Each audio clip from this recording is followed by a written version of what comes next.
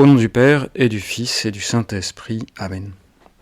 Mon Seigneur et mon Dieu, je crois fermement que tu es ici, que tu me vois et que tu m'entends. Je t'adore avec profonde révérence. Je te demande le pardon de mes péchés et la grâce de faire avec profit ce moment de prière. Marie, Saint Joseph et mon ange gardien, intercédez pour moi. Nous venons de dire au Seigneur, je viens de lui dire, Jésus, tu me vois. Et je sais que tu ne te contentes pas de me voir, de nous voir, comme on voit passer des gens dans la rue, sans y accorder trop d'attention. Pour être exact, Jésus nous regarde, et c'est un bon regard. À de nombreuses reprises, l'Évangile mentionne le regard de Jésus. Un regard dont les gens se sont souvenus. Comment ne pas se souvenir du regard de Dieu ? Parcourant du regard ceux qui étaient assis en cercle autour de lui, c'était l'Évangile d'hier, il dit « Voici ma mère et mes frères. Vous qui êtes là, que je regarde, vous êtes ma mère et mes frères. » L'Évangile ne mentionne pas explicitement le sourire de Jésus, ni son rire. Et pourtant, comment douter que Jésus ait souri, et même souvent. Par exemple, les petits-enfants venaient à lui, et on ne vient pas, quand on est enfant, à une personne au visage fermé. Ou alors, comment ne pas imaginer le sourire de Jésus en voyant la joie d'une personne guérie ou délivrée d'un mal. Toi, Seigneur, tu as assumé notre humanité, que tu as unie à ta divinité indissolublement. Et donc, Seigneur, j'en suis sûr, nous en sommes sûrs, tu souriais. Le sourire est le propre de l'homme, comme le rire. Le sourire n'existe pas chez l'animal. Montrer les dents, ce que nous faisons en souriant, chez l'animal, c'est plutôt une menace. Le sourire existe dans toutes les cultures. Il n'y a pas de culture où on ne sourit pas. Peut-être qu'il y a des pays où on sourit moins. Mais c'est spontané. Et on n'a pas besoin de l'apprendre aux gens. Et des enfants nés aveugles sourient. Ils n'ont pas besoin d'imiter ce signe qu'ils verraient chez quelqu'un d'autre. Même les tout petits dans le ventre de leur mère commencent à sourire assez tôt, semble-t-il. Le sourire, dit-on, disaient les experts, c'est le résultat, l'effet de 17 muscles autour de la bouche, et autant autour des yeux, puisque les yeux aussi sourient. Et on entend même le sourire à l'oral, en podcast, ça peut s'entendre. Et c'est beau un sourire, et un visage souriant est comme transfiguré, quel que soit le visage. Le sourire est révélateur de l'état de notre âme. Le livre de Ben Sira dit, donc c'est la sagesse, la manière dont quelqu'un s'habille, sa façon de rire et sa démarche révèlent ce qu'il est. C'est une chose très personnelle. Nous savons bien qu'il y a des sourires gênés, il y a des sourires forcés, il y a des sourires hypocrites peut-être, et de francs sourires. Et pas besoin de faire du théâtre pour changer de sourire, nous avons celui que nous avons.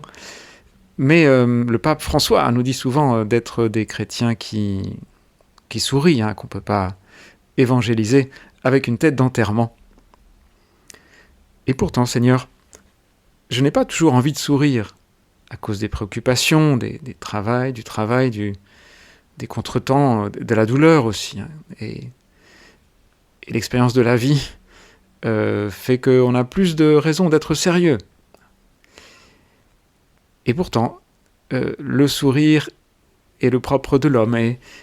Et quels sont les grands sourires de notre vie ? Eh bien, peut-être le plus grand sourire de notre vie, le plus fondamental, c'est celui de Dieu. Il n'est pas écrit dans l'Ancien Testament que Dieu sourit, mais il est écrit 7 fois que Dieu, en créant, vit que cela était bon. Et même à la fin, c'est écrit qu'il vit que tout cela était très bon et qu'il se reposa le 7e jour de l'œuvre qu'il avait faite. Donc on peut imaginer la satisfaction, le sourire de Dieu devant sa création. Alors ça c'est un sourire, disons, fondamental, c'est Dieu.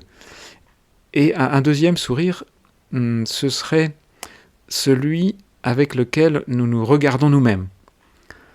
Alors Seigneur, si je ne me regarde qu'avec des yeux réprobateurs, qu'en me reprochant toute une série de choses, si je ne suis pas ami de moi-même, je ne suis pas heureux, je le sais bien.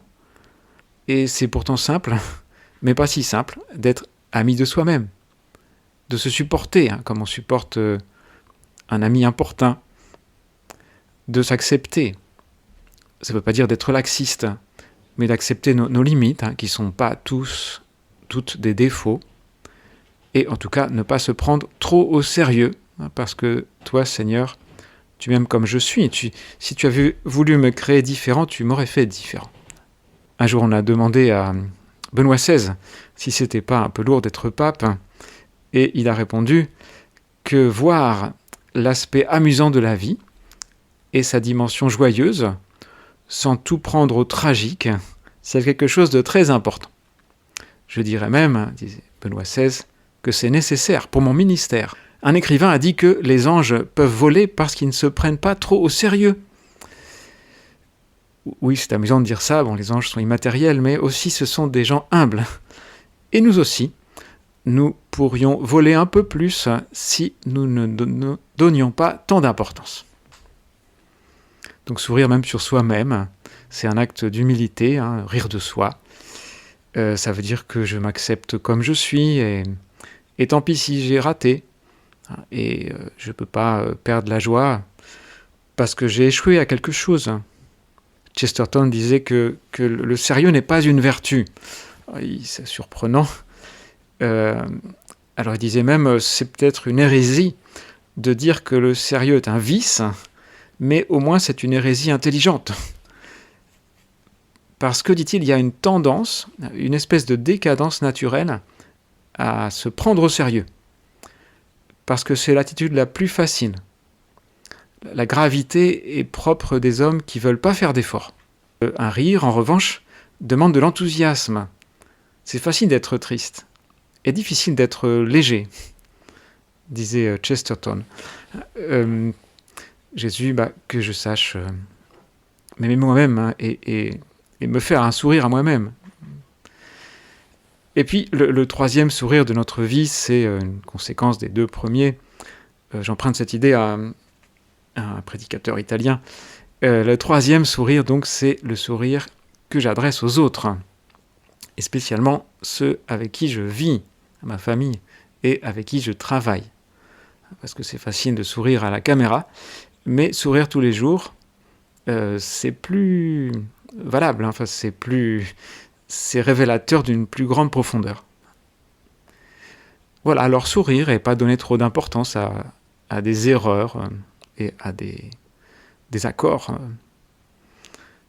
Beaucoup de saints sont souriants, peut-être tous, mais ceux dont on a des photos, Mère Teresa, Saint José Maria, d'autres ont laissé un souvenir d'humour, Saint Philippe Néri.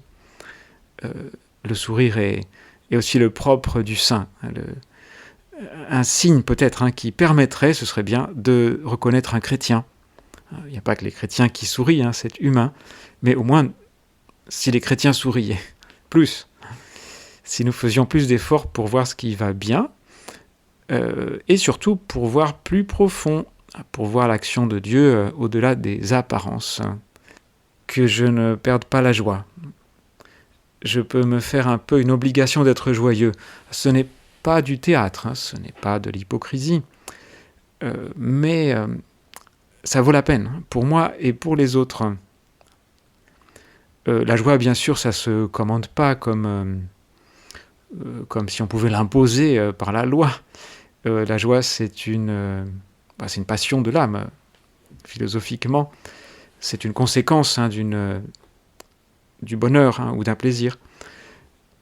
Mais je peux cultiver la contemplation du bonheur, la contemplation de ce qui me donne du bonheur, de Dieu, et aussi de tout ce qu'il y a de bon et de bien autour de moi.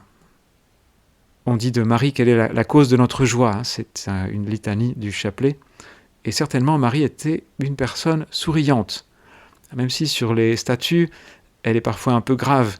Mais il y a beaucoup de statues souriantes aussi de Marie. Si nous faisons attention, nous verrons que les artistes ont bien capté le sourire de Marie. Je te remercie, mon Dieu, des bonnes résolutions, des actes d'amour et des inspirations que tu m'as communiquées dans cette méditation.